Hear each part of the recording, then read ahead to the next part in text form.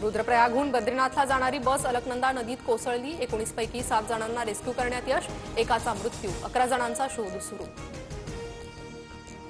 हिमाचल प्रदेशच्या धर्मशालामध्ये ढगफुटी, 5 जिल्ह्यांना अलर्ट, पुरात 2 जणांचा मृत्यू, 20 कामगार वाहून गेल्याची माहिती। लुंगटा पॉवर प्रकल्पाजवळ रस्ता खचला।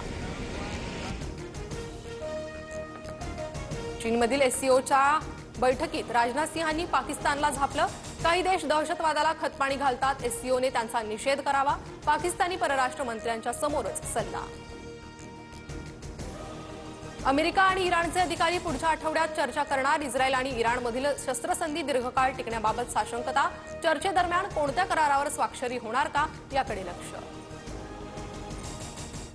मेक्सिकोमध्ये एका कार्यक्रमात अंधाधुंद गोळीबार, गँगवॉरमुळे झालेल्या गोळीबारात 12 जणांचा मृत्यू तर 20 जण जखमी।